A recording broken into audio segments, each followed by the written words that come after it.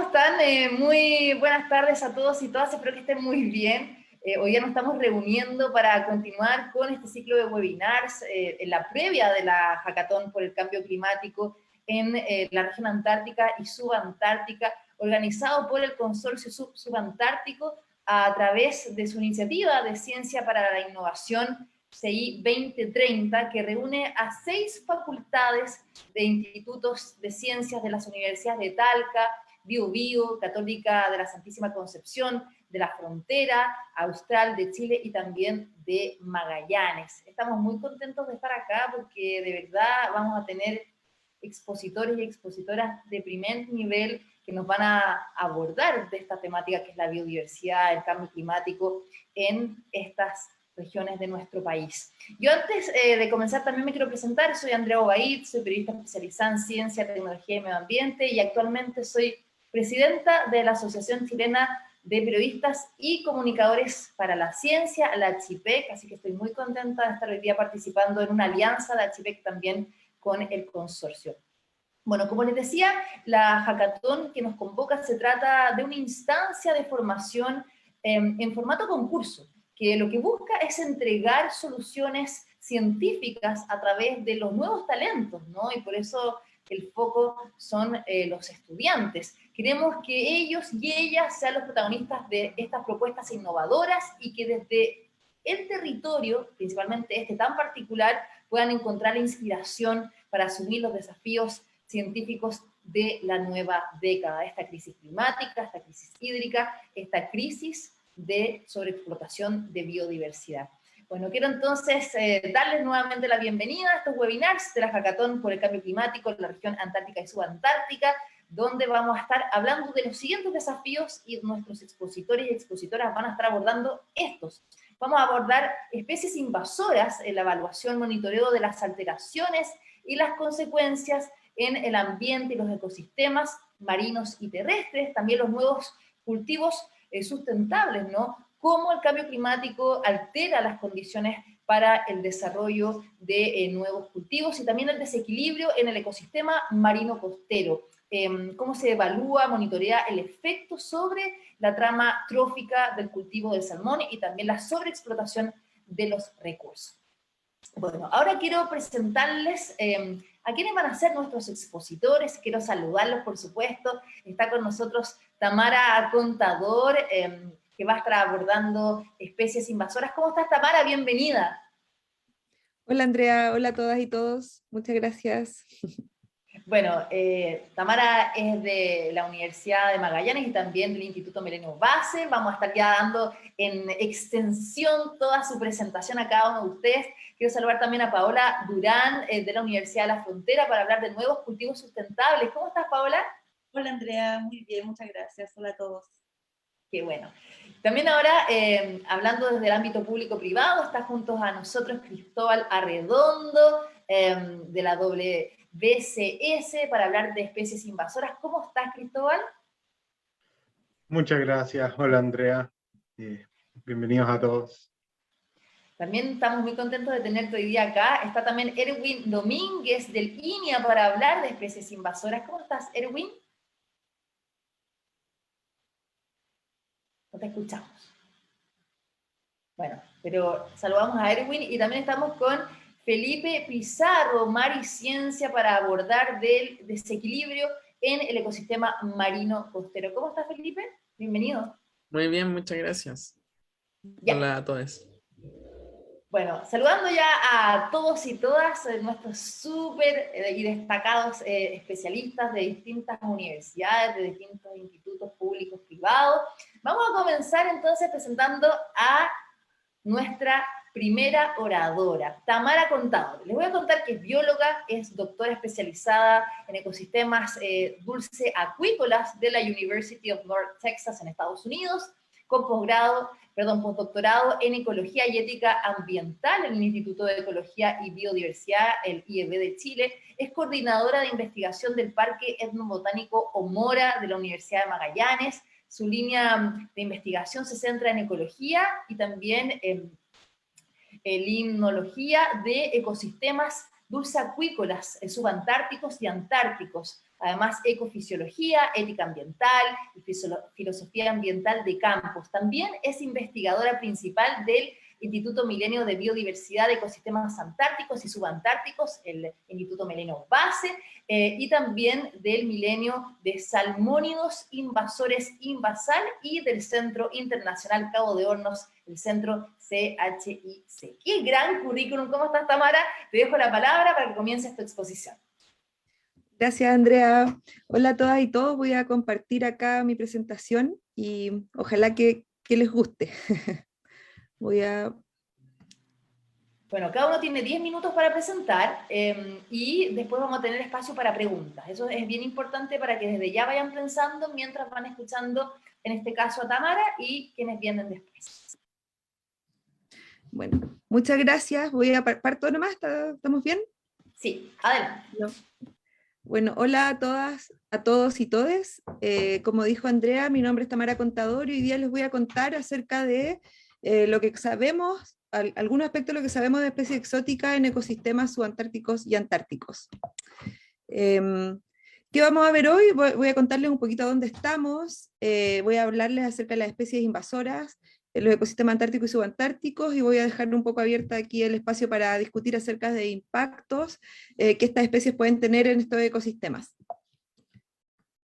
Entonces, ¿en dónde estamos? Acá estamos, bueno, primero yo estoy en Puerto Williams, acá que mostramos acá en este mapa, en la isla Navarino, que está en la reserva de biosfera Cabo de Hornos, y que además está dentro de una ecorregión que se conoce como la ecorregión subantártica de Magallanes, y que tiene una influencia muy importante con la Antártida. Estamos a solamente 2.000 kilómetros de la Antártida más o menos, y entonces estamos estrechamente vinculados con la Antártica Marítima y con el continente antártico como un todo.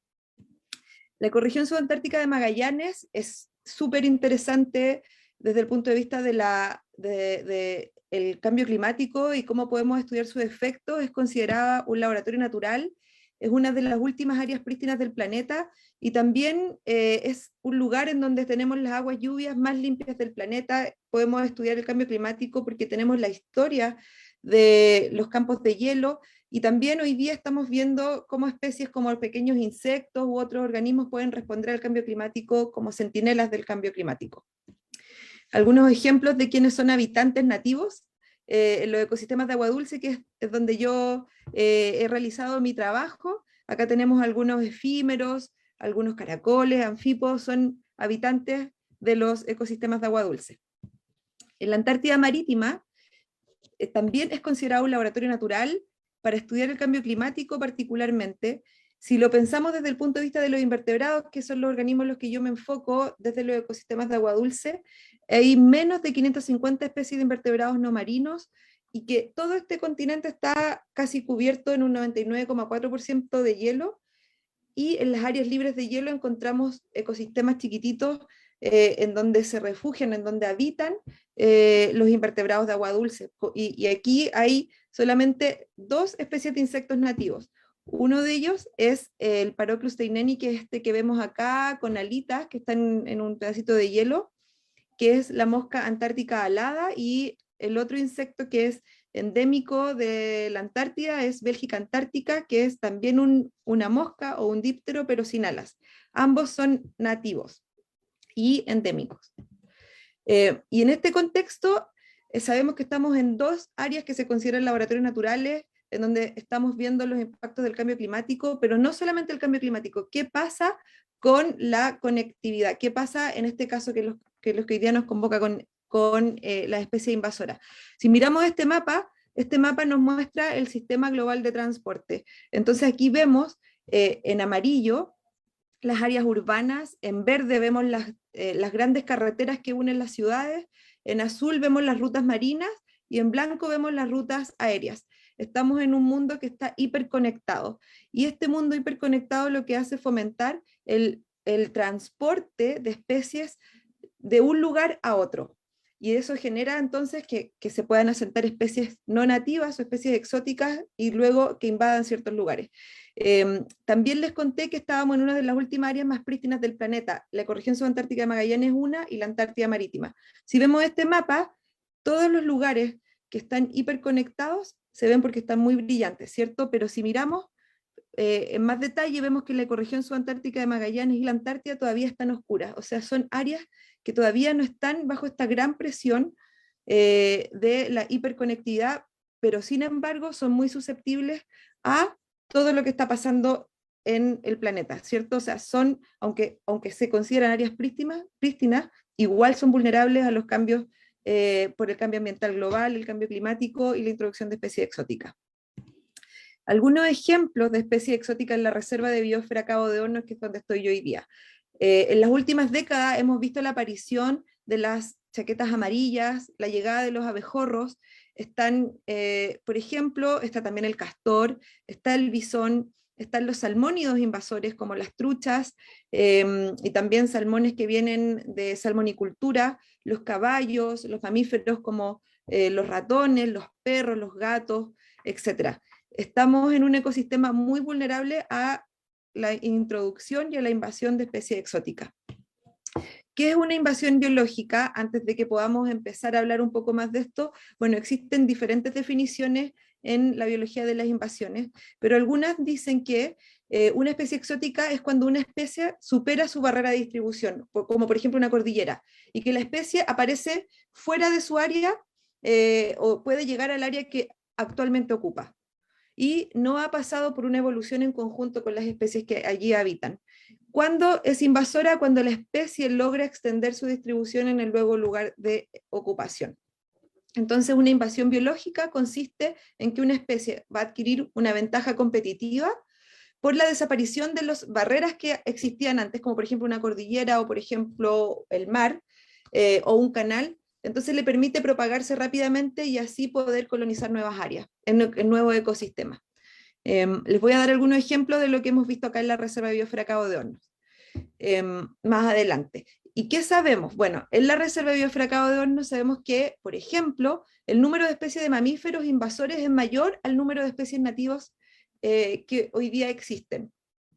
Sabemos que en la última década no han llegado nuevas especies, pero que el rango de distribución de las especies que ya habitan, que son invasoras, se ha expandido. Y les voy a mostrar un ejemplo ahora en unos minutos. Que los mamíferos depredadores como el bisón, los perros y los gatos causan impactos muy importantes sobre la fauna nativa, porque hay islas dentro de la Reserva de la Biosfera Cabo de Hornos en donde no hay depredadores carnívoros terrestres nativos. O sea que las especies invasoras como estas llegan y se convierten en los depredadores que antes no estaban. En la última década hemos registrado la llegada, el asentamiento y la expansión de insectos exóticos e invasores como la chaqueta amarilla, el abejorro europeo y vertebrados como el salmón cojo. Y que los perros domésticos son depredadores tope en estos ecosistemas que son prístinos y que recorren largas distancias y en donde posiblemente interactúan con la vida silvestre. Acá tenemos algunos ejemplos que Elke Schüttler, que es investigadora del Centro Internacional Cabo de Hornos también y de la Universidad de Magallanes, ha investigado por más de 10 años, en donde ella ha estudiado los mamíferos y su invasión y su expansión. Acá lo que vemos es un mapa de la Reserva de Biosfera Cabo de Hornos y vemos cómo las especies que antes estaban solamente quizás en Isla Navarino o en otros lugares han podido expandir su distribución hacia otra área de la reserva, particularmente, fíjense, en el Parque Nacional Cabo de Hornos, que está en color azul oscuro. Por otro lado, la véspula, que es la chaqueta amarilla, se expande desde el 2015 hasta el 2021 hacia gran parte de la isla Navarino, que es donde estamos hoy día. Llegó los primeros registros que tenemos de esta chaqueta amarilla, de esta avispa, son del 2014, 2013, y se ha expandido por toda la costa norte de la isla. Y que los perros de las personas que aquí habitan pueden moverse por largas distancias, que algunas se mueven hasta 20 kilómetros desde su casa, y que en ese recorrido se alimentan de fauna nativa y generan una serie de impactos que son muy significativos sobre estos ecosistemas que son únicos y que son islas.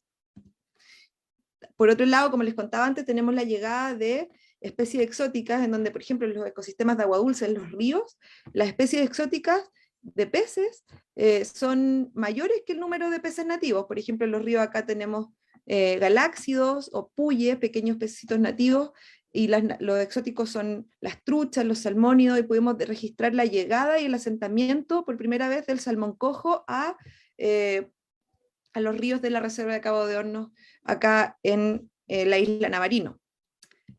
Por otro lado, también estamos estudiando el que junto a sus estudiantes, cómo los bisones afectan los sitios de nidificación de las aves, como por ejemplo los caiquenes, a través de cámaras trampa, y también viendo sitios de priorización para la conservación y control de los bisones. ¿Y qué pasa en la Antártida? Bueno, aunque sea extraño y difícil de pensar, en la Antártida igual tenemos la presencia de especies exóticas. No es tanto como lo que vemos en el subantártico de Magallanes, pero sí hay insectos y hay plantas vasculares que han llegado a la Antártica.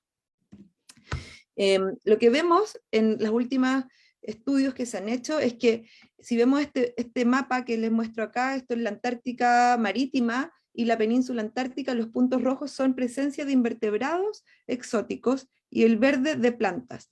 Principalmente vemos que la presencia de especies exóticas en la Antártida está asociada a las bases de investigación donde están las personas. Que se concentran en una isla que es la isla Decepción y también en la isla Rey Jorge, en la península Fildes. ¿Qué tipo de habitantes exóticos hay en la Antártida? Hay moscas que vienen del hemisferio norte. Acá hay una mosquita que se la estoy mostrando, que es Trichosera maculipennis, que es una mosca que es del polo norte, pero que está hoy día en las bases de la Antártida, y que ha podido vivir en las áreas de desagüe, pero también se ha visto ocasionalmente fuera de las bases, o sea que hay un potencial para que esta especie pueda expandir y pueda ocupar ecosistemas fuera de los asentamientos humanos, y eso es muy más de la Antártida. Y entonces, ¿qué sabemos que en la Antártida? Como les conté antes, que se considera un ambiente prístino en relación con otras regiones del planeta, pero que está cada vez más vulnerable a las invasiones de especies exóticas, marinas, de agua dulce y terrestres. Que la Antártica, la región de las áreas de la Shetland del Sur, la Antártida marítima, son las áreas con mayor número de especies invasoras, y que es probable que el riesgo de llegada de nuevas especies aumente en las próximas décadas. Se hizo un catastro de potenciales especies que podrían llegar a la Antártida, y se estimó que 103 especies actualmente, que hoy día actualmente no se encuentran en la península antártica, podrían llegar en los próximos años, y que de esas 103 hay 13 que son identificadas con un alto riesgo de invadir la zona, y que de las especies exóticas que hoy día están en la Antártida marítima y de las que podrían ingresar, se considera que los invertebrados marinos dominan esta lista, o sea, son los grupos de animales que podrían colonizar más probablemente, pero seguidos de las plantas con flores y los invertebrados terrestres como los insectos. Y entonces, acá dejo la pregunta abierta: ¿qué podemos hacer? ¿Qué se les ocurre? Se podría hacer en estos dos lugares, que son laboratorios naturales, que son prístinos, y qué podemos hacer para evitar que sigan llegando nuevas especies, que estas especies puedan seguir expandiendo su distribución, y qué podemos pensar en hacer. Eso quería dejar planteado como pregunta. Muchas gracias. Muchas gracias, Tamara, por tu presentación. De verdad, súper importante. Si puedes dejar de compartir pantalla. Y claramente yo creo que esa pregunta, si no la responde alguien, ¿no?, en esta conversación, la vamos a responder al final, también para que tú nos cuentes cuáles son las estrategias para enfrentar este tipo de situaciones que están sucediendo en muchos territorios de nuestro país. Gracias, Tamara, nuevamente. Quiero seguir ahora con nuestra próxima expositora. Ella es Paola Durán, ya nos saludamos, es ingeniera agrícola de la Universidad de la Frontera, con estudios en agricultura ecológica y biología vegetal de la Universidad de Barcelona, en España. Investigadora en microbiología, experta en interacciones suelo-planta, rizósfera y nutrición vegetal, investigadora de fitorremediación de suelos contaminados, fisiología de las plantas y patologías de estas. Además es académica en las Universidades Católicas de Temuco y La Frontera, donde además se desempeña en el núcleo científico-tecnológico en biorecursos Bioren de dicha casa de estudios. ¿Cómo estás, Paola? Bienvenida nuevamente. Dejo, por supuesto, a que comiences tu presentación. Hola, Andrea. Hola de nuevo. Voy a compartir pantalla. Eso, comparte, te decimos si está todo ok para que comience. Ahí está, Perfecto. perfecto. Adelantada, a ver, vamos a ver, adelante con la prueba, ahí sí. Ahí, ¿sabías qué? Listo, comenzamos entonces. Comenzamos con una pregunta, a diferencia de Tamara que terminó con una pregunta, yo voy a comenzar con una pregunta y la verdad que como me gustaría mostrarles fotos así tan lindas como la que mostró Tamara, pero yo voy a hablar de lo que no podemos ver a simple vista y lamentablemente para mostrarles fotos necesito un microscopio, pero nos vamos a conformar con lo que tengo.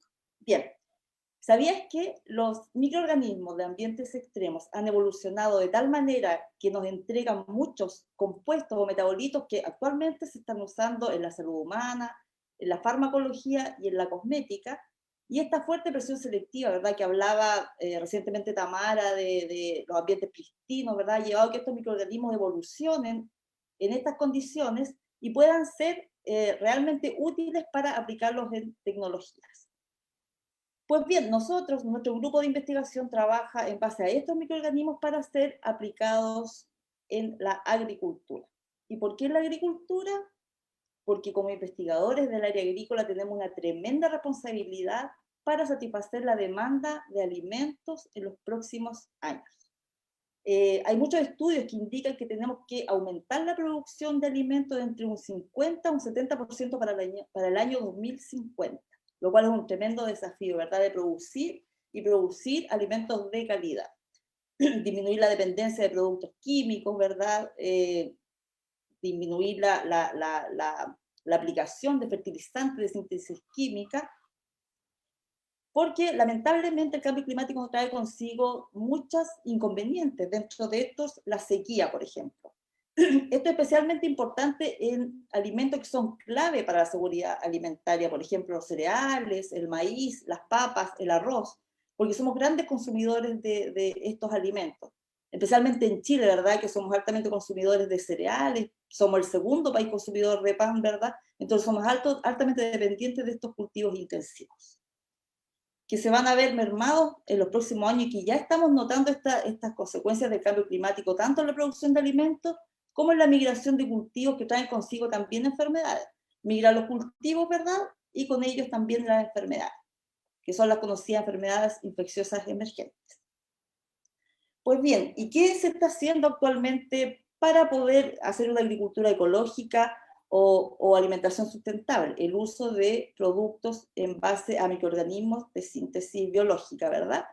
Pero lamentablemente estos productos de momento están siendo ineficientes o poco eficientes, depende de las condiciones de que los aplicamos, ¿verdad? Nosotros en nuestro laboratorio hemos hecho estudios y hemos visto que los productos estos biológicos, donde traemos microorganismos que son externos a un nuevo ambiente, no funcionan, ¿verdad? O funcionan 10, 15 días. Más de eso ya después dejan de ser eficientes. ¿Y por qué son ineficientes? Porque cuando nosotros aplicamos un microorganismo al suelo o a la planta, se ven sometidos a presiones. Por ejemplo, depende de las condiciones ambientales, depende de la interacción con otros microorganismos, ¿verdad? Porque son microorganismos que son de otros ambientes y tienen que llegar a competir, ¿verdad? Y también son altamente dependientes de las propiedades del suelo. El pH, la materia orgánica podría jugar en contra. ¿Cuál es otra desventaja? Es que solamente una pequeña proporción de microorganismos es cultivable. Se habla de un 1%. O sea que estamos dejando el 99% de microorganismos fuera que podrían tener una gran utilidad. Considerando esto, nuestro grupo de trabajo, perteneciente al Laboratorio de Investigación en Biocontrol, trabaja con inoculantes personalizados. ¿Qué quiero decir con esto? Que nosotros adecuamos los inoculantes de acuerdo a la necesidad. Y les voy a contar por qué y cómo lo hacemos. Nosotros trabajamos con microorganismos de ambientes extremos. Yo les voy a hablar de microorganismos antárticos. ¿Y por qué? Porque han evolucionado, como les decía anteriormente, y están sometidos fuertes a irradiaciones, a temperaturas bajas, ¿verdad? Y a baja disponibilidad de agua. La Antártica es un desierto frío. Como hablaba anteriormente Tamara, decía que el 99.4% está formado de hielo, por lo tanto el agua es poco disponible. Entonces, es un ambiente más bien con baja disponibilidad de agua, ¿verdad?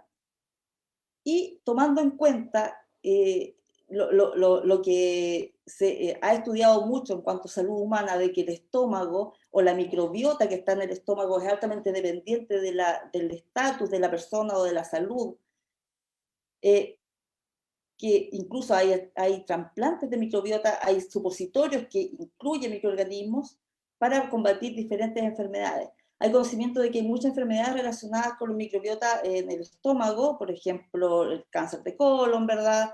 El Alzheimer también. Y nosotros tomamos esta homología haciendo referencia a que las raíces de las plantas podían funcionar como el estómago humano. Entonces, ¿qué hacemos? Hacemos trasplante de microbiota, sin llegar a aislar los microorganismos, sino que hacer trasplantes de suelo para que sean las raíces las que sean captadoras de estos microorganismos. Lo que hacemos nosotros como personas, ¿verdad? Vamos a la farmacia y compramos probióticos. En las plantas no pueden ir a la farmacia y comprar probióticos, entonces tenemos que suministrar estos microorganismos al suelo. Entonces son ellas mismas las que seleccionan de acuerdo a la necesidad X estos microorganismos con los cuales ellas quieran vivir. Pues bien, entonces, ¿qué necesitamos? Un factor inductor. En este caso, por ejemplo, hablemos de un factor abiótico o biótico, por ejemplo, sequía, algún microorganismo. Necesitamos una planta modelo, ¿verdad? Y el microbioma deseado. ¿Y cómo lo hacemos? Hacemos que una planta sea sometida a varias generaciones, ¿verdad? Para que ellas puedan coevolucionar con los microorganismos y llega una etapa en que las plantas van a verse altamente afectadas por el factor de estrés o el factor inductor que le han llamado cry for help o llorar por ayuda. En este momento es cuando las plantas son capaces de reclutar microorganismos en sus raíces, como lo podríamos hacer nosotros con el estómago, ¿verdad? Cuando compramos un probiótico, y a través de ácidos orgánicos, ¿verdad? Incluir los microorganismos dentro de sus raíces para posteriormente poder ser resistentes, ¿verdad? O tolerantes a un estrés. Entonces, como les explicaba, hacemos que la planta sobreviva ante un estrés y finalmente, a través de las generaciones, esta planta se hace resistente. Les recuerdo que no es necesario aislar los microorganismos, sino que es un trasplante de suelo. Es toda la microbioma que va hacia las plantas. Les voy a contar un ejemplo. Por ejemplo, en este estudio nosotros aislamos suelo de diferentes ambientes antárticos y sometimos unas plantas de tomate a estrés por sequía, ¿verdad? Por supuesto con un control, en suelo aislado de Yelcho, Coopermine, Fields, Decepción, y lo pusimos como control un suelo normal, un andisol de la región. Aquí le muestro una imagen.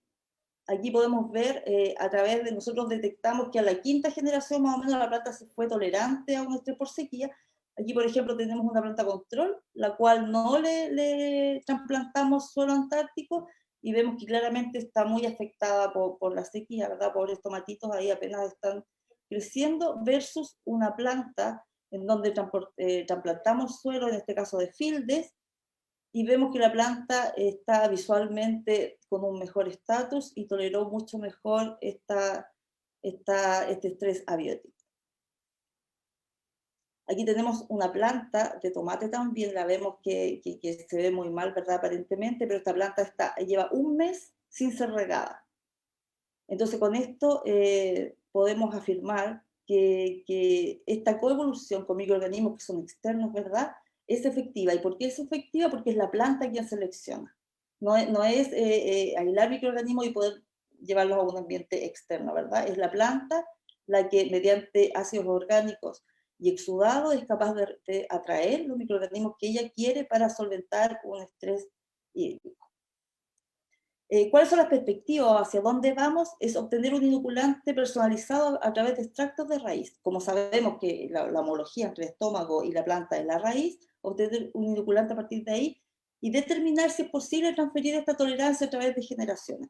Por ejemplo, si el tomate que fue mejorado, digamos, de manera natural, puede generar otras plantas que sean también tolerantes, si esto se conserva a través del tiempo. Con esto termino en función del tiempo. Agradecerles nuestras redes sociales. Aquí esta fotito me encanta porque es la portada de Antofagasta, pero en la Antártica, de hielo. Y muchas gracias. Muchas gracias, Paola. Súper interesante todo lo que están exponiendo, de verdad. Ya han llegado varias preguntas, así que las vamos a hacer al final de las presentaciones.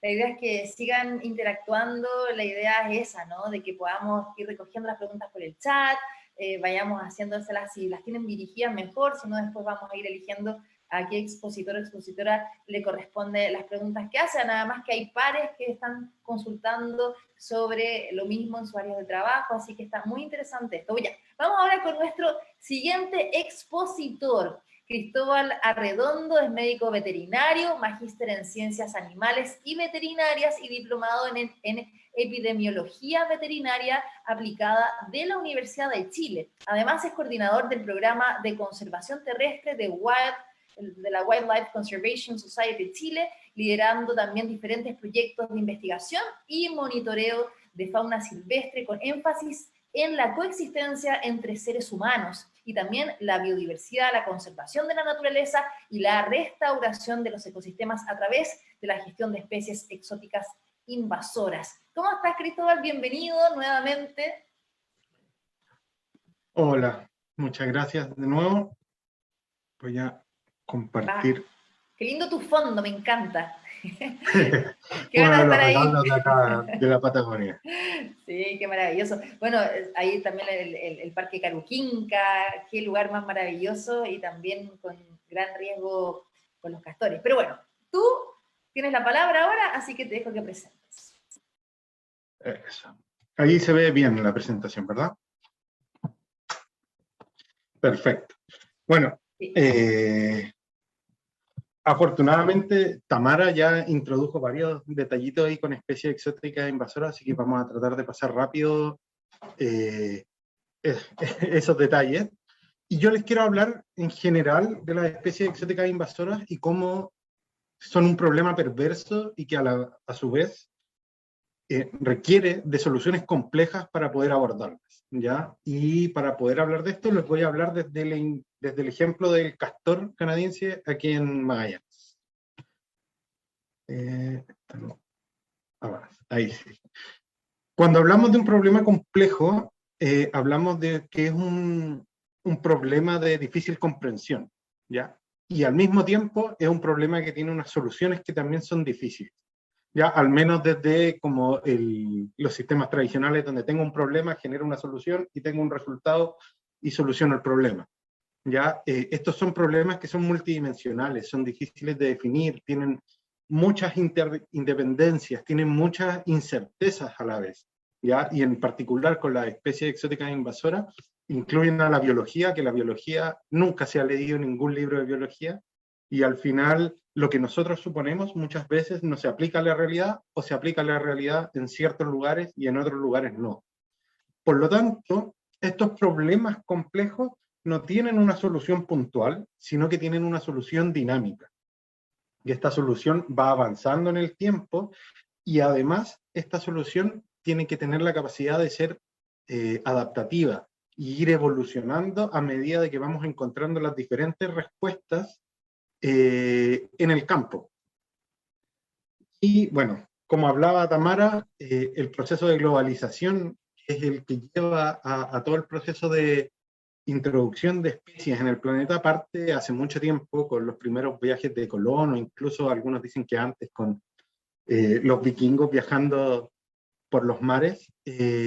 Y actualmente estos viajes se han ido intensificando, ya sea por mar, por aire, por tierra, y todos estos movimientos, como decía Tamara, van moviendo o haciendo que las personas muevan semillas, muevan animales, los cultivos se mueven de un continente a otro para poder producir alimentos para la población.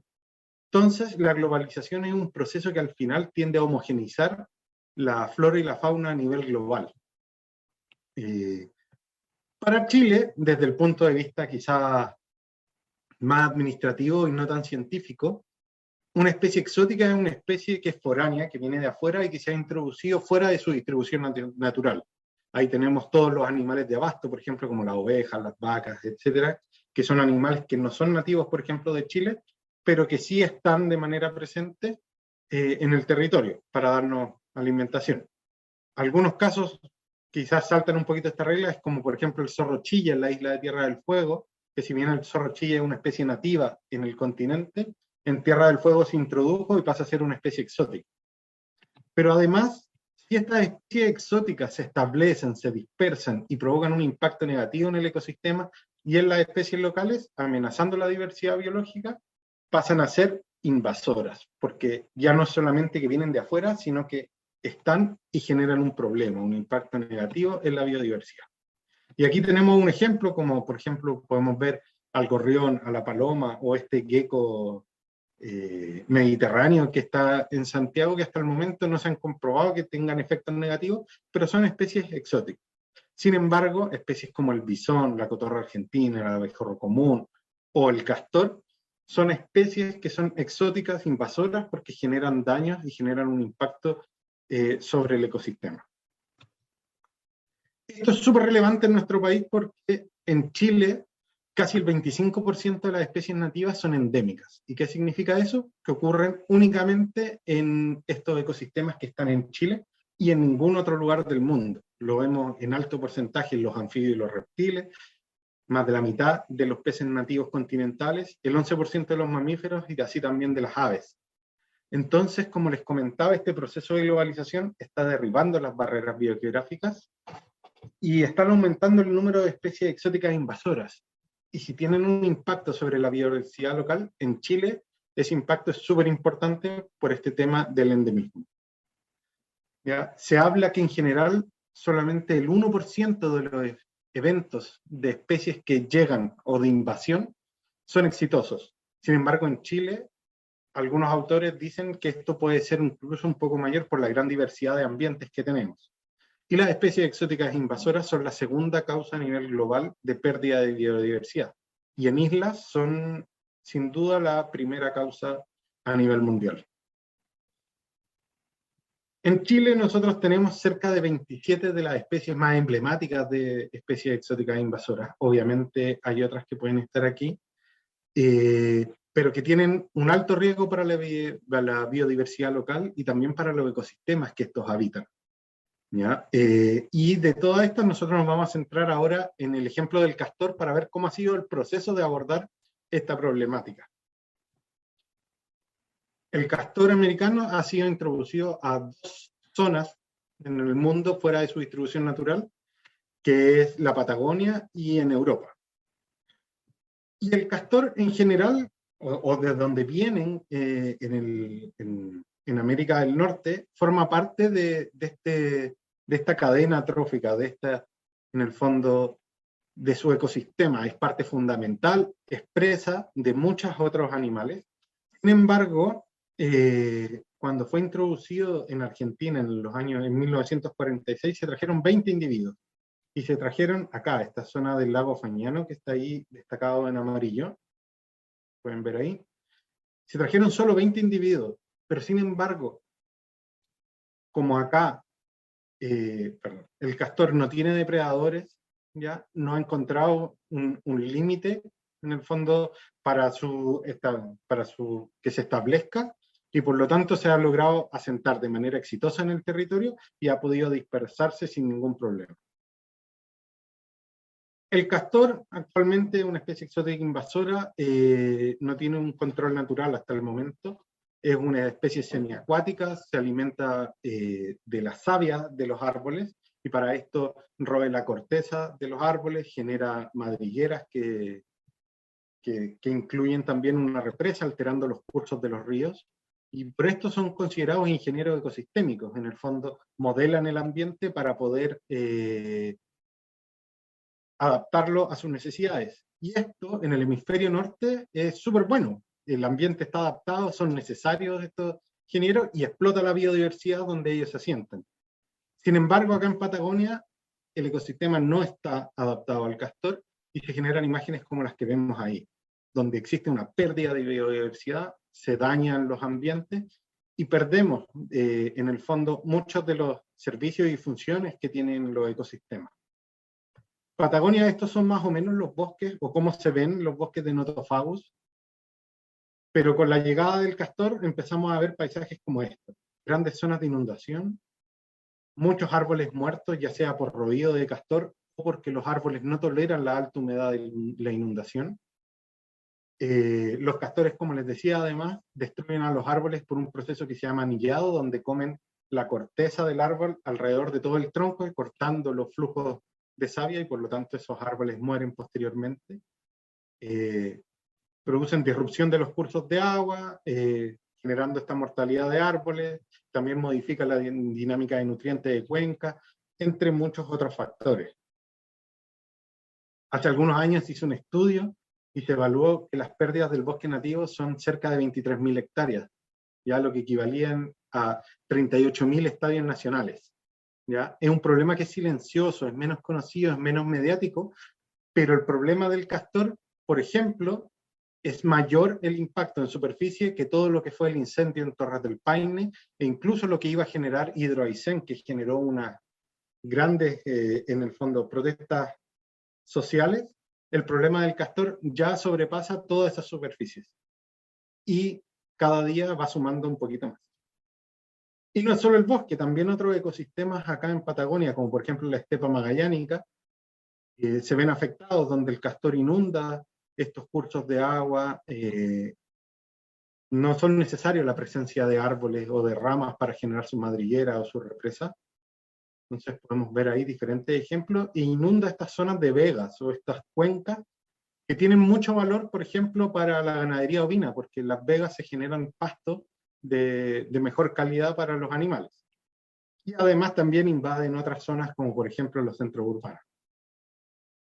Tienen impacto sobre los servicios ecosistémicos, donde por ejemplo hay pérdidas de materias primas como madera, la obtención de agua potable se hace más difícil porque el castor contamina los cursos de agua.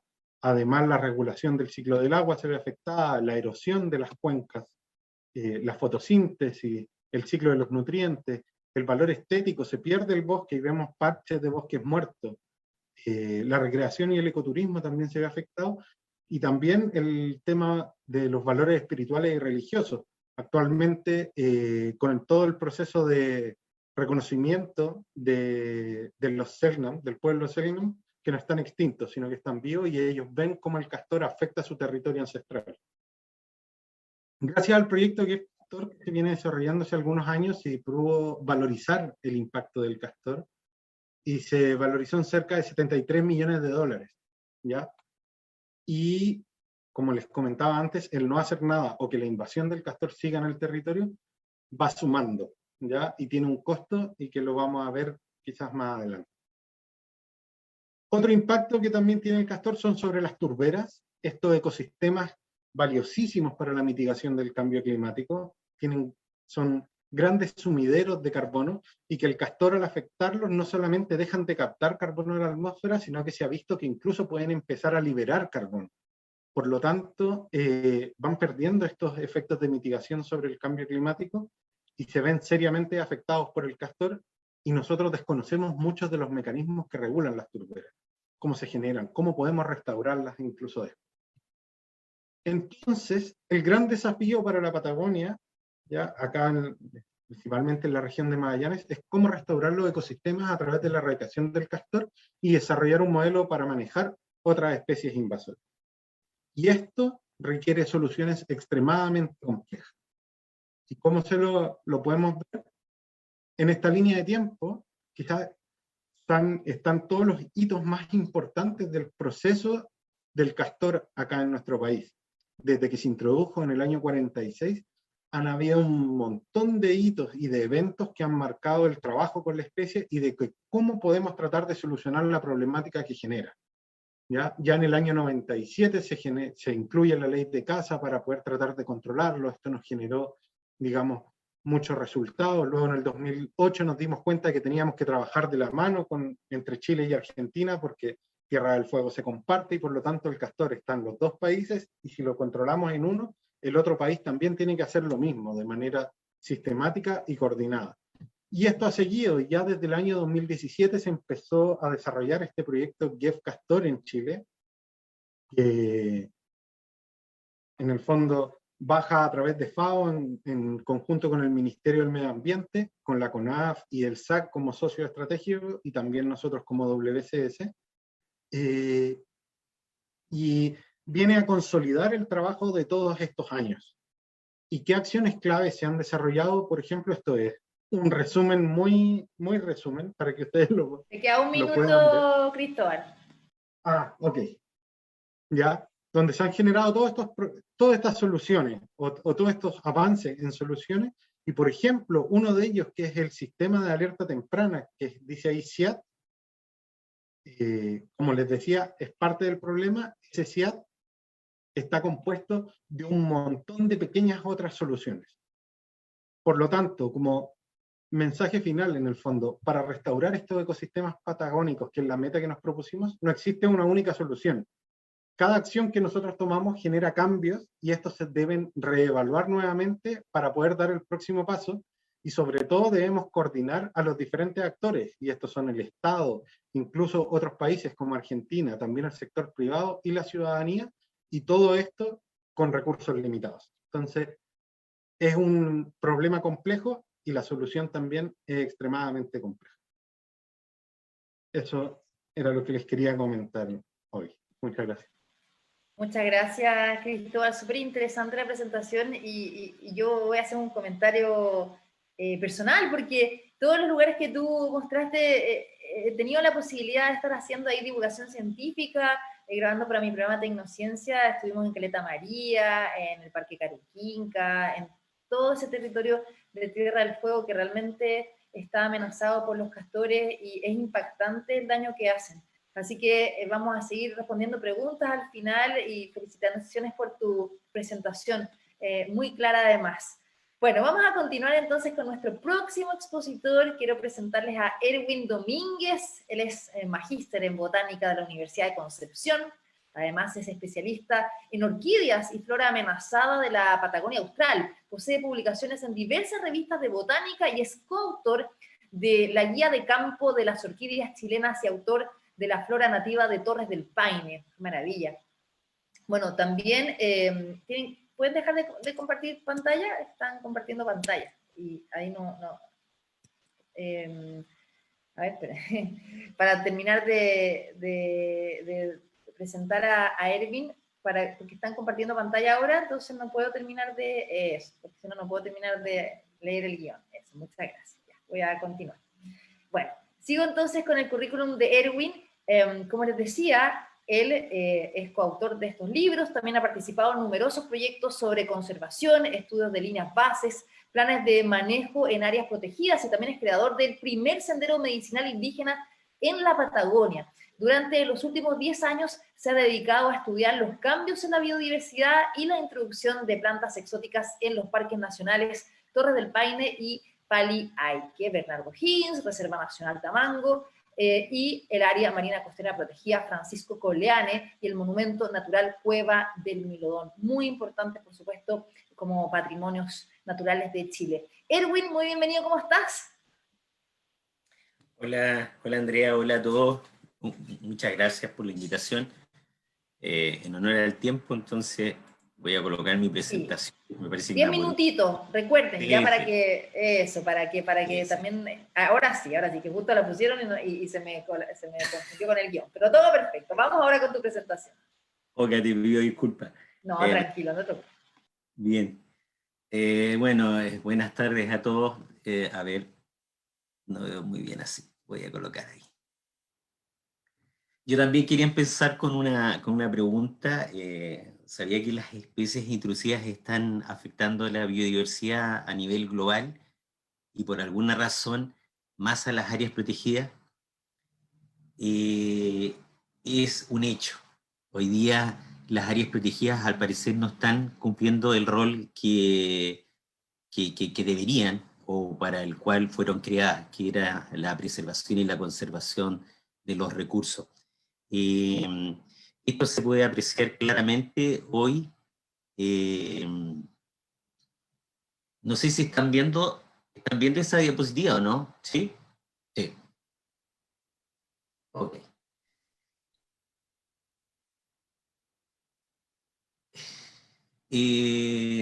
Bueno, y esto tiene relación directamente porque hoy, por ejemplo, en Magallanes, si ustedes ven esta gráfica, la línea continua de color naranja muestra la población permanente en Punta Arenas y la línea azul representa la población flotante, que es decir, son los turistas. Y aproximadamente han llegado a Magallanes entre 400 a 500.000 personas entre el año 2016 y 2019. Por lo tanto, esto nos hace pensar si el turismo en las áreas protegidas podría estar afectando a la biodiversidad. ¿Okay? Ahora, ustedes se preguntarán, ¿de qué forma? Bueno, hay muchas formas que podría estar alterando. Una son los incendios recurrentes, ¿no es cierto? La compactación del suelo. Pero hay un elemento que todos aquí han dicho, que son las especies exóticas, las que hoy día están causando algunos problemas desde el punto de vista ambiental y desde el punto de vista económico.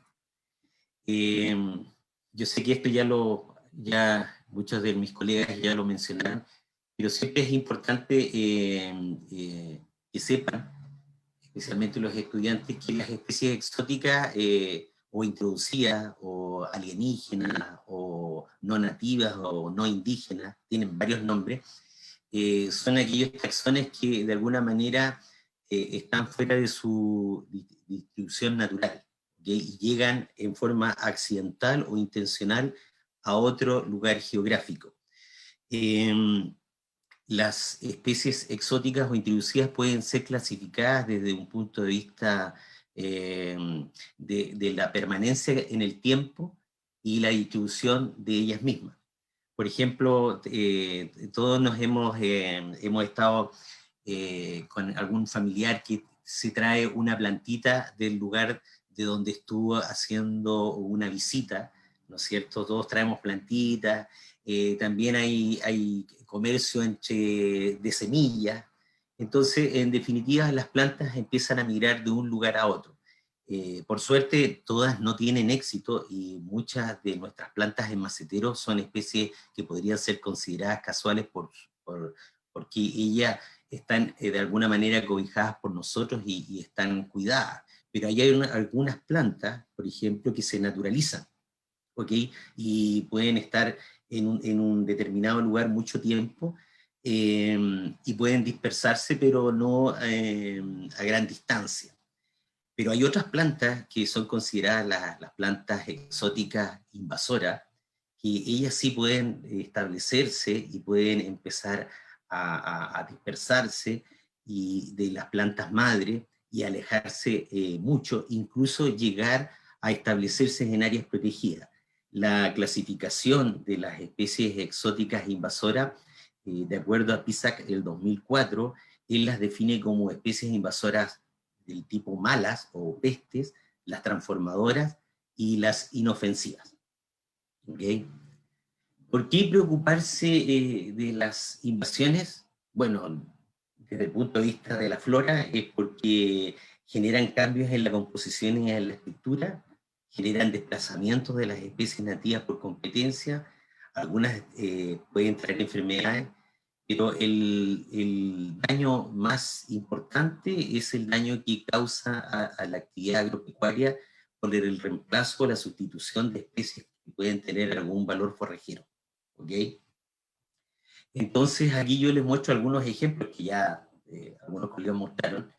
Está nuestra véspula germánica, la chaqueta amarilla, el bisón y el castor, que son prácticamente las especies exóticas e invasoras íconos. Pero también hay otras que son menos conocidas, como Gerasium pilosella, que es una planta que prácticamente es una especie de alien, porque tiene una estructura que es un estolón, y que permite un crecimiento vegetativo, que es ahí está mi mano, ¿no es cierto?, afirmando el estolón. Erwin, ¿Sí? paréntesis, lo que pasa es que estoy acá con la producción, me está diciendo que estamos viendo una lámina más adelante, estás hablando de láminas diferentes, ¿no? Estamos viendo cuáles fueron las primeras especies exóticas en Magallanes, ¿está ok? Ah, yo por eso, es que lo que pasa es que veo en dos pantallas. ¿Ahí sí? Sí, ahí estamos viendo invasiones biológicas, ahí sale el logo de línea, ahí sí. Ya. Okay. Ahora estamos perfectos, vamos. Ahora sí, te quedé adelantado. Ya, bueno, entonces ahí pueden ver mi mano sosteniendo estolones de una planta introducida en 1951 a Magallanes, y pueden ver que esta planta puede cubrir áreas degradadas. ¿Y a qué me refiero con áreas degradadas? Áreas que han sido sobrepastoreadas. Entonces, para que se pueda introducir una planta en un área degradada, tiene que haber un impacto previo, ¿ok? En este caso, un sobrepastoreo, lo cual genera disminución de la cubierta vegetal y un incremento del suelo desnudo. Por lo tanto, se abren espacios para que las plantas puedan introducirse y comenzar su proceso de invasión. Hieracium pilosella es una de las plantas que preocupa y porque afecta prácticamente a todos los agroecosistemas. Está en la estepa, está en los bordes de los bosques, y afecta la actividad ganadera principalmente. Acá hay un mapa de distribución que muestra su potencial distribución que podría llegar a tener en un par de años. Hoy día está presente principalmente en Tierra del Fuego y en la península de Brunswick, y se espera que probablemente llegue al Parque Nacional Torre del Paine en algún momento. Ok, ahora sí, la historia de las plantas exóticas introducidas que pueden llegar a tener un comportamiento invasor no es algo reciente para Magallanes. En esta lámina se muestra una tabla en la cual se indica una lista de especies exóticas que fueron reportadas por allá por el año 1896 hasta el 1903. Estas plantas, la mayoría de ellas, que cuando fueron reportadas tenían una distribución muy restringida o confinada, hoy día se han generalizado y forman parte de las especies exóticas invasoras, como es el caso del Taraxacum officinale, del vinagrillo Rumex acetosela, o nuestra margarita de Scuraine, ¿cuánto se llama? Matricaria perforata. ¿Cuál es la situación en Magallanes actualmente? Se reconoce la existencia de 216 plantas que están presentes en la región de Magallanes, que son plantas introducidas o exóticas. La mayor parte de ellas pertenece a un grupo taxonómico bien definido, que son las poáceas, y la explicación de esto sería porque ellas fueron introducidas intencionalmente para mejorar la calidad nutricional de las pasturas. También hay otro grupo taxonómico que es importante, que son las fabáceas o leguminosas, que fijan nitrógeno y aportan proteína al ganado. Entonces, esas dos son sumamente importantes. Hay un tercer grupo, que son las asteráceas, que son un grupo, una familia que tiene la característica que produce semillas con vilanos, las cuales son dispersadas por el viento, y es una estrategia muy eficiente de dispersión, y hace a esta familia completa como una familia potencialmente invasora de ecosistemas alterados o degradados. Hay otra cosa curiosa que hoy día sabemos, es que la mayor parte de las especies introducidas en Magallanes son de origen europeo, y esto obviamente se debe a la colonización y a que Magallanes, desde 1876, cuando se instala la ganadería, ¿cuánto se llama? Se traen especies de otros lugares. Hoy día, ¿cuál es la situación? La situación es que tenemos áreas protegidas en las cuales son muy visitadas, como el Parque Nacional Torres del Paine, y otras que son menos visitadas. Hoy día el Parque Nacional Torres del Paine tiene aproximadamente entre 90 y 93 especies. Nuevos 3 registros se suman a los que están en esa tabla. Entonces, la invitación mía es a plantearles a ustedes el siguiente desafío, a preguntarse: ¿están las áreas protegidas cumpliendo con su función de proteger la biodiversidad?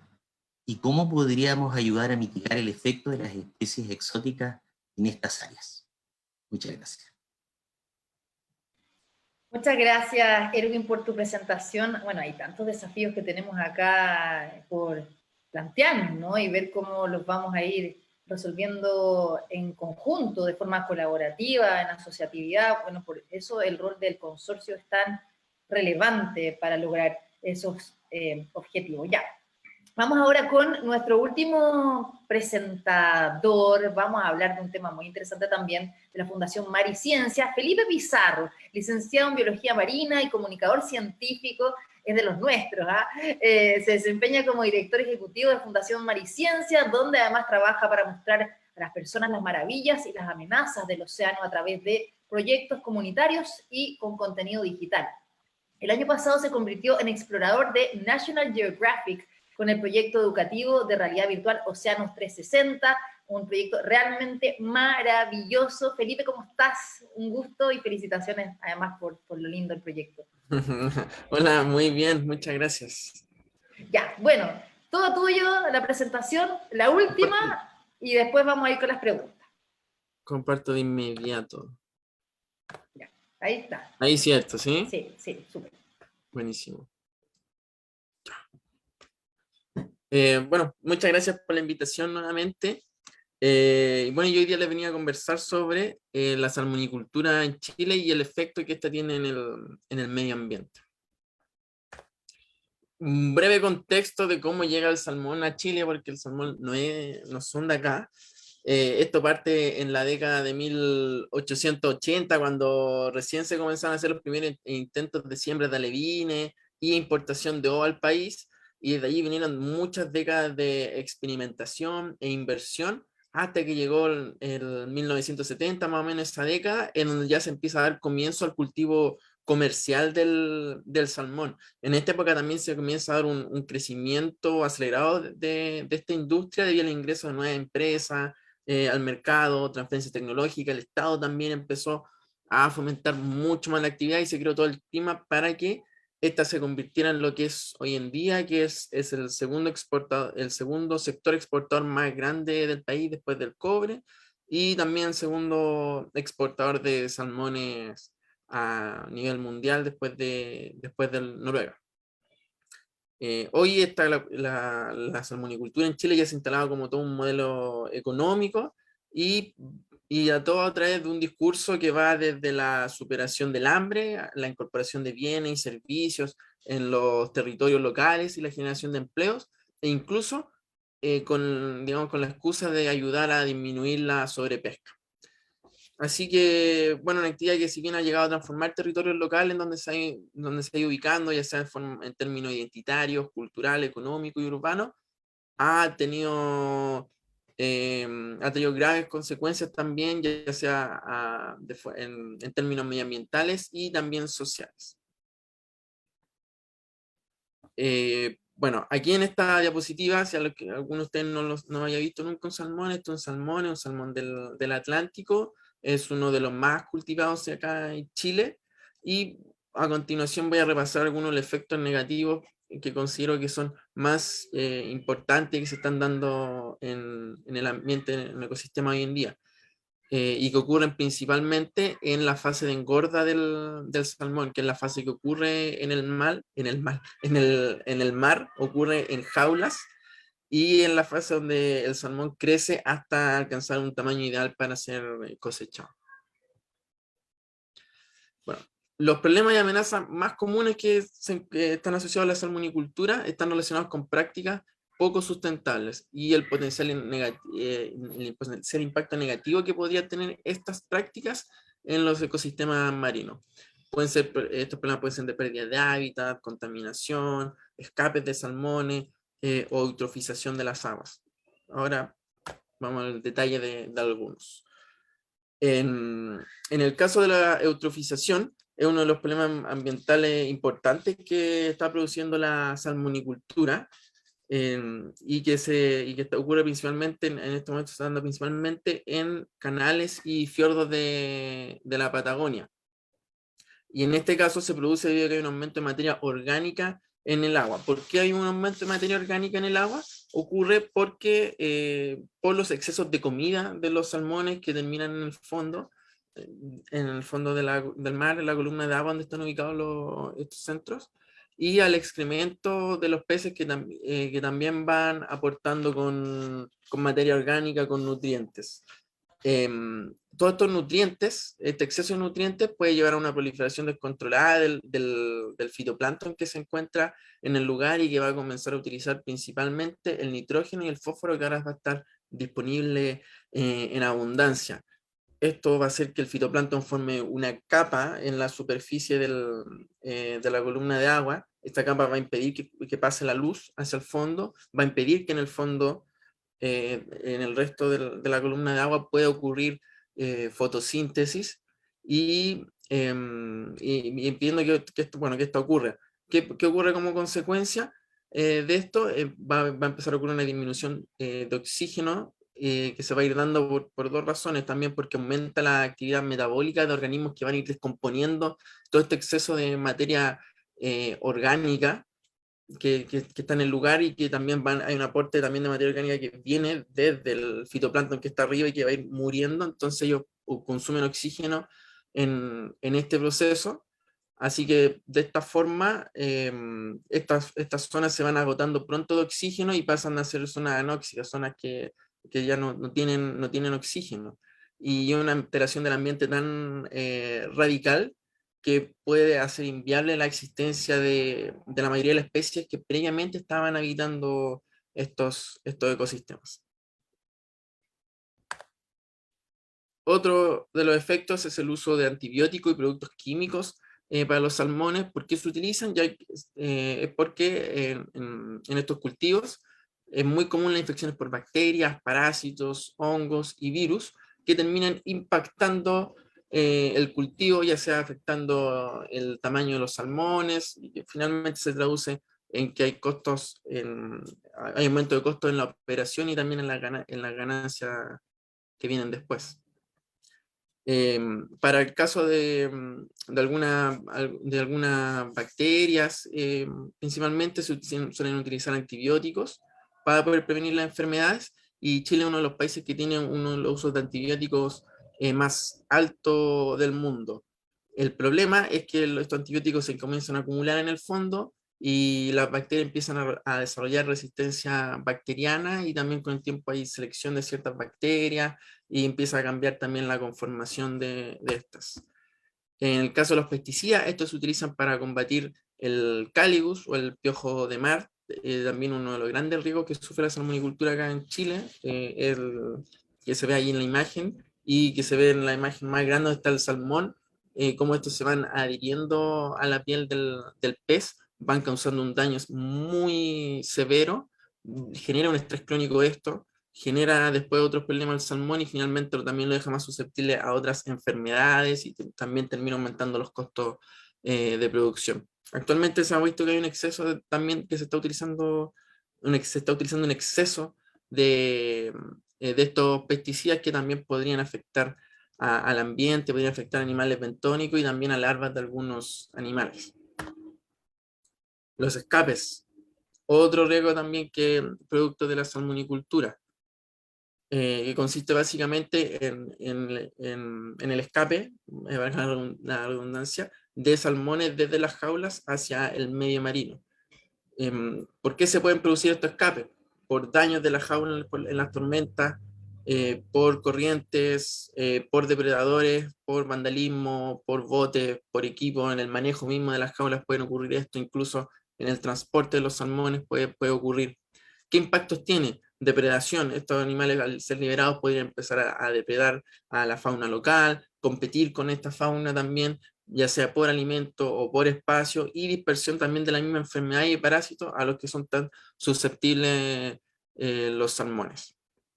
Se estima que en Chile se escapan de los centros de cultivo un total de 900.000 salmones al año, más o menos. Otro punto importante que para cerrar esta parte es también cómo se alimenta el salmón. Mencioné que una de las razones también de la acuicultura y la salmonicultura también, o de las excusas que tienen ellos, es que sirve también para combatir la sobrepesca en el mar. Esto está muy lejos de ser así, ya que para el salmón del Atlántico, para su cultivo, se utiliza un alto volumen de captura de peces que están en estado salvaje para producir solamente un pequeño porcentaje del suministro mundial del pescado que se está cultivando. Por ejemplo, hay datos que en el año 2014 se utilizaron 460.000 toneladas de sardina y de anchoveta, principalmente para producir solamente 179.000 toneladas de salmón. Es decir, la diferencia de lo que se está usando para lo que se produce es tremenda. Y y de estos, un buen porcentaje, cerca del 70% de estos peces podrían haberse utilizados para el consumo humano. Entonces aquí cuando uno se tiene que preguntar si uno quiere que una industria de este tipo siga creciendo, porque finalmente termina poniendo más presión en el stock de peces que ya están bastante limitados. La pena de esto es que ocurre en lugares maravillosos, como son los fiordos y canales de la Patagonia, donde principalmente se está llevando a cabo esta actividad. Son lugares que son muy complejos en su geomorfología, también en su hidrografía, y que están marcados por patrones latitudinales y estacionales, y que se ven perturbados fuertemente con este tipo de actividades, y que también por las condiciones del lugar tampoco logra haber un buen recambio de aguas para que estos efectos se vayan disipando. Además, estas son zonas que son reconocidas por tener un alto valor de conservación debido a la biodiversidad única que tienen. Aquí, ya para cerrar, podemos ver en esta imagen concesiones de salmonicultura en la región de los lagos, en la región de Aysén, en la región de Magallanes. Cada uno de esos puntos son centros de cultivo de salmón, y que pueden ver que están ubicados en los canales y fiordos. Si bien esta zona también, esta zona que muestro acá, poseen la mayor cantidad de superficie protegida por el Estado, por áreas marinas protegidas, o también parques también, pero también concentran la mayor producción salmonera. Y sumando entre las tres zonas, tenemos más de 1.300 concesiones de salmonicultura, y ya también y constantemente se están pidiendo más, algo que está en crecimiento. Y ya para ir cerrando, solamente quería dejarle la pregunta, modo de reflexión, si es que nosotros queremos que una industria de este tipo se siga desarrollando en nuestro país, que si queremos que esta industria siga creciendo a los niveles en que lo está haciendo, y con las pretensiones que tienen, con este tipo de modelo, un modelo que finalmente termina dañando el medio ambiente, y cuyos efectos se podrían seguir viendo amplificados. Estamos viviendo una crisis climática, una crisis de biodiversidad, en donde todo lo que perdamos hoy día, mañana no lo vamos a recuperar. Entonces también tenemos que preguntarnos también si de verdad queremos esperar a que ellos solucionen sus problemas. Llevan 30, 40 años diciendo que van a alcanzar esta acuicultura sustentable, pero todavía no lo logran. Entonces, ¿cuánto estamos dispuestos a perder mientras esperamos a que ellos solucionen sus problemas? Eso era. Muchas gracias. Gracias, Felipe. ¿Me puedes dejar de compartir pantalla, por favor? Súper interesante lo que planteas, además que también, ¿no? Desde tu rol como divulgador científico, es relevante lo que tú has ido contando, esta pregunta. Bueno, vemos salmonicultura en parques nacionales también, y es realmente preocupante. Esperemos que también el nuevo gobierno tenga este desafío de tratar de solucionar en forma conjunta con el sector público-privado todos estos problemas que hemos hoy día abordado. Bueno, tenemos varias preguntas, ya han llegado muchísimas, y desde ya quiero agradecerles a ustedes, los relatores, en esta primera etapa de la Hackathon por el Cambio Climático de la región antártica y subantártica, organizada por el Consorcio Sur Subantártico a través de la iniciativa Ciencia para la Innovación CI 2030, que se desarrolla gracias a los aportes de Corfo y la NID del Gobierno de Chile. Y vamos a ir contigo, Paola, en primer lugar. Tengo una pregunta para cada uno para también hacerle honor al tiempo. Y esta pregunta es bien importante y algo que, bueno, quizás muchos se preguntan, ¿no? Porque esta la hace Alison Villaseca de la Universidad de Talca. Dice, ¿por qué Chile no ha optado por el rifle sanitario? ¿Qué sería necesario para que Chile iniciara un proyecto para disminuir las especies invasoras? La verdad es equivocado, será Tamara, de especies invasoras. Perdón, Tamara, sí, Tamara. Tamara. Andrea, ¿sí puedes repetir la pregunta? Sí. Por favor. ¿Por qué Chile no ha optado por el rifle sanitario? ¿Qué sería necesario para que Chile iniciara un proyecto para disminuir las especies invasoras? Qué pregunta tan grande y macro. Sí, porque complicada, ¿cierto? Sí, son tantas especies y tantos grupos diferentes y formas de diferentes escalas, desde microorganismos hasta bueno, hasta vertebrados, plantas, y no sé, yo creo que es difícil porque también se tienen que hacer esfuerzos quizás binacionales, como en el caso, pensando, no sé, con el caso del castor en Magallanes, el esfuerzo quizás tiene que ser binacional con Argentina. Yo sé que hay proyectos, programas que se han enfocado en hacer proyectos binacionales porque, claro, les da lo mismo la frontera política eh, en ese sentido. Entonces, van a traspasar la frontera, van a llegar a donde estén, independientemente de una frontera política. Entonces, em, también la diversidad de Chile biogeográfica es compleja en ese sentido. Entonces, es una pregunta gigante, la verdad, que Sí, no, no sé, como que si y la lo del puedo rifle responder ahora, sanitario, pero igual el rifle sanitario también tiene un tema ético, ¿no? Pero se aplica en otros países. claro, eso es súper, sí, sí. Yo estaba pensando más en distintas especies, ahora que dice rifle sanitario. Mm. Claro, es un problema ético importante porque estamos hablando, por ejemplo, no sé, en el caso de los perros asilvestrados, que son muy cercanos a las personas, digamos. Entonces, aplicar ese tipo de medidas es un problema bien, no sé, yo no sé por qué no se ha aplicado. Yo creo que tiene que ver por la razón ética, la verdad, como tú lo decías, Andrea. Mira, Gonzalo Collado también de la UBB, que también trabaja en especies invasoras de caracoles de agua dulce, pero en Chile continental, te manda esta pregunta. ¿Cómo identifican las especies de invertebrados considerando que muchos grupos contienen especies crípticas? Incluso hay especies morfológicamente similares que pertenecen a familias distintas, Tamara. Bueno, en el caso de la Antártida, no es tan, bueno, no es muy complejo identificar una especie exótica, porque en realidad son muy pocas las especies, los ecosistemas son simples. Estamos hablando de que los dípteros son dos especies de dípteros, un nativo, otro endémico. Entonces se reconoce la llegada de especies diferentes, ¿no? Y sabemos las rutas de ingreso también, sabemos los lugares de origen, etcétera. Entonces, en la Reserva de Biosfera Cabo de Horno hemos estudiado especies que son además conocidas como en otros lugares, como la chaqueta amarilla, el abejorro europeo. Son especies que sabemos que tienen otra distribución. No hemos estudiado en tanto detalle como los caracoles o especies que pueden ser crípticas o muy difíciles de identificar, porque em, hemos estado, el estudio de la especie invasora en la Reserva de Biosfera Cabo de Hornos se ha enfocado históricamente en el monitoreo de los mamíferos, de los vertebrados, y a medida que vamos viendo que empiezan a ingresar estas nuevas especies que son eh, como la chaqueta amarilla, que son muy conocidas, empezamos el trabajo de monitoreo. Es parte de lo que se debiese hacer quizás también. Hay estudios de, por ejemplo, de planarias invasoras en algunos lugares, claro, muy difícil de identificar, y otras especies, pero en ese sentido trato de responder la pregunta. No, está súper bien, gracias Tamara. Seguimos.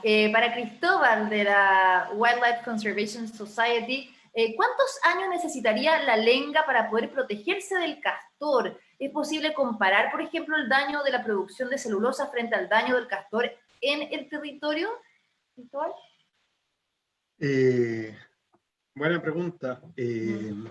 La verdad es que no sé si existe un periodo de tiempo en el que la lenga se va a poder, en el fondo, quizás adaptar a la presencia del castor. Yo la verdad es que lo veo muy difícil o la verdad es que imposible. ¿Ya? Los bosques de lenga, de ñirra, de coigüe, de la familia de los notofagus, en el fondo, estos bosques subantárticos que tenemos acá en Patagonia, son ecosistemas únicos en el mundo, no se repiten a estas latitudes en otros lugares, y son bosques de ciclos que son extremadamente lentos. O sea, cuando el castor afecta una lenga, esta lenga puede tener decenas o cientos de años. Estos bosques también no tienen, geológicamente hablando, mucho tiempo debido a que se forman luego de la retirada de los glaciares. Por lo tanto, la capacidad de adaptación que tienen a cambios tan violentos como los que genera el castor, la verdad es que es bastante limitada. ¿Ya? Así que por esa parte lo veo bastante poco probable. Y ¿Ya? ahí, mira, José Díaz también nos pregunta, ¿la presencia de vacas en parques nacionales puede ser negativa? Sé que hay en Cerro Castillo, por ejemplo. Sí, efectivamente, las vacas, en algunos casos los caballos también están presentes en algunas áreas protegidas, también tanto públicas como privadas. De hecho, en Tierra del Fuego, en el Parque Caruquinca, que por ejemplo administramos nosotros, es uno de los problemas más grandes que tenemos. Ya estas especies afectan, por ejemplo, la regeneración de los bosques, comiéndose los brotes de los árboles que están saliendo. Y como les explicaba, estos árboles demoran mucho tiempo en crecer y por lo tanto en estado de plántula son bastante pequeños y se los van comiendo, limitando también, erosionan el suelo. Ya las capas de suelos que hay en estos terrenos son bastante pequeñas y por lo tanto con las pezuñas y todo van erosionando y generando también ahí problemas con los bosques. Mira, al final todo tiene su impacto. Erwin, esta es para ti. ¿Qué factores son relevantes para tener en cuenta en materia de semillas para evitar la expansión de esos invasores biológicos? Interesante. Respecto a las semillas. Sí, sí. ¿Qué factores relevantes para tener en cuenta en materia de semillas para evitar la expansión de esos invasores biológicos? Mira, en el caso de las plantas, el hombre es el principal vector de semillas, ¿ok? Eh, lo, lo- lo que hace que, por ejemplo, como las áreas protegidas que ingresan una gran cantidad de personas, ingresan una gran cantidad de semillas de otras regiones de Chile o incluso de otros países. Sin embargo, esta gran cantidad de semillas y de distintas especies no tiene éxito en su establecimiento porque no encuentran las condiciones ambientales. De hecho, hay unos estudios que hablan de la relación, ponte tú, de 1000, 10.000, 100, 1, que es como una especie como de relación de la cantidad de semilla que llega a tener éxito en su establecimiento. Eh, las semillas generalmente vienen con una memoria genética del lugar de origen, ¿ok? Y cuando llegan a un lugar tienen que tratar de encontrar las condiciones similares. Ahora, un factor importante que no hemos dado cuenta es que el cambio climático ha generado que las condiciones ambientales se modifiquen y en términos súper simples, la temperatura. La temperatura y la precipitación puede ser un estimulante para que algunas semillas puedan encontrar un nuevo hábitat, principalmente en estas latitudes y especialmente en áreas protegidas que han sido afectadas por impactos severos como son los incendios forestales. Perfecto, gracias Erwin. Paola, mencionaste que las plantas no podían ir a las farmacias, pero los estudiantes sí, aunque lo que quieran hacer en los laboratorios es muy importante, ¿no? ¿Por qué?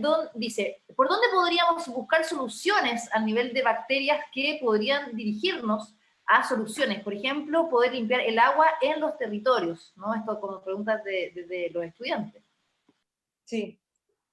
¿No? Y se hace a través de la fitorremediación o la biorremediación usando microorganismos para, por ejemplo, decontaminar lugares contaminados con algún metal pesado. Esto sí es posible hacerlo. En el caso de la parte agrícola, siempre es recomendable, como les comentaba, usar microorganismos aislados en el mismo sitio donde los queremos potencialmente usar. Si bien es cierto, yo hablé de microorganismos antárticos, la técnica en cual nosotros hacemos esta selección por parte de la planta, es la planta quien elige el que quiere tener. Entonces luego de eso hacemos un inóculo a partir de la raíz. Pero siempre es recomendable usar microorganismos desde en el lugar donde se van a aplicar. Y también microorganismos que son endófitos, o sea, que pueden pasar esta barrera de la planta y establecerse al interior de esta. Para poder, ¿verdad?, eliminar esa dificultad que tienen de competir con los microorganismos que son nativos. Perfecto, gracias Paula. La última pregunta, que es para Felipe, y ya con esto cerramos. ¿Son las reservas marinas el único camino para mantener la salmonicultura a raya, es decir, sin que siga avanzando hacia el océano austral? ¿Saben qué? Buena pregunta. No creo que actualmente esa sea la opción, porque igual hay salmoneras que están actualmente dentro de reservas marinas. Hay toda una cuestión que se da que tiene que ver también en cómo está la ley, en los planes de conservación de estos lugares, y también en quienes dan estos permisos, que a veces también interpretan la ley de cierta forma, y a veces se permite que también se coloquen salmoneras dentro de estos lugares. E incluso si estuviesen fuera, fuera de la delimitación de un área, de una reserva marina, por ejemplo, igual se pone, y que ocurre actualmente, que se colocan centros de cultivo como en los límites. Igual estas zonas se pueden ver afectadas, porque los efectos que están ahí por motivos de las corrientes y otros motivos oceanográficos se terminan igual dispersando, y que se ha visto en estudios, entonces también podrían terminar afectando estas áreas, incluso si están muy cerca. Entonces es un tema bien complejo. No, actualmente como está planteado, no es como una opción como decir pongamos reserva y va a parar este tema de la salmonicultura. Perfecto, gracias Felipe. Te quiero agradecer a ti, Felipe, a Erwin, a Tamara, a Paola, a Cristóbal. De verdad, muy interesante todas las presentaciones. Hemos aprendido mucho. Yo creo que ustedes abrieron muchas preguntas y también surgieron muchas preguntas, así que quedan planteadas para los desafíos que tenemos que tomar en conjunto. Gracias por estar hoy día con nosotros. De verdad, muchas gracias. Y ya para ir cerrando, y agradecer, por supuesto, la participación de ustedes en esta serie de webinars, también quiero dejarles un recordatorio de los pasos a seguir en el hackathon, ¿no? Esta instancia que ha sido la segunda de las previas a la hackathon, también quisimos entregarles esta visión, ¿no?, de lo que está pasando. Y es interesante porque hay que mantenerse conectados, la idea es informarse, ¿no?, contarles un poco de cuáles van a ser los premios. Cada equipo seleccionado en el hackathon va a acceder a un monto de 1,5 millones para la validación práctica de su idea, también materializar un prototipo de solución, los detalles del financiamiento, y toda la información la pueden revisar en las bases de este concurso que están disponibles en ciencia2030.cl. También vamos a conocer a los ganadores de la hackathon en julio, los que van a tener la posibilidad maravillosa de visitar el Parque Etnobotánico Omora en Puerto Williams, junto a la visita guiada por los laboratorios de la Patagonia. Así que realmente es una instancia para aprender, para encontrar soluciones a los problemas ambientales, para conocer a expertos y expertas. Así que estamos muy contentas y contentos, ¿no?, de estar acá con ustedes, y por supuesto agradecer a la WCS, a Línea, a la Fundación Mariciencia, a nuestra Asociación Chilena de Periodistas y Comunicadores para la Ciencia, la CHIPEC, que también han sido partners en esto, y a toda la organización que ha estado detrás de este evento hoy día, a Corfo y a NIT, por supuesto, por financiar, y a ustedes, nuestros expositores, que nos dieron clases magistrales. Muchas gracias. ¿Se quieren despedir ya para ir cerrando? Erwin, unas palabras de cierre muy cortitas. No, creo que felicitarlos a todos por este tipo de iniciativa. Creo que tenemos que empezar a entender la dinámica de lo que significan las invasiones biológicas y las especies introducidas, y tomar conciencia de que todo está cambiando y todo es dinámico. Así que... Así es. Eso. Gracias, Erwin. Tamara, palabras de cierre. Muchas gracias por la invitación. Feliz de aportar en todas las oportunidades que se pueda, y si hay alguna duda o ganas de comunicarse, estoy acá en mi correo, se pueden contactar. Así es que eso, muchas gracias por la invitación. A ti, Paola. Muchas gracias a todos, la organización. Andrea, muchas gracias por esta instancia para acercarnos a los estudiantes y contarles acerca de nuestra investigación. Muchas gracias. Gracias a ti, Cristóbal. Agradecerles por la invitación, y nada, a todos los que estén participando, que se motiven. Todas las soluciones sirven, obviamente. A veces salen de lugares los menos esperados, y si cualquier cosa que necesiten, por favor escríbanos. Aquí estamos para ayudarlos en lo que sea. Y Felipe, por último. Sí. También muchas gracias por la invitación, y a quienes estuvieron conectados escuchando. Y si alguien se quedó también con la inquietud de la última pregunta de cómo parar esto, a mi juicio simplemente es que la salmonicultura no debería existir acá en nuestro país al menos.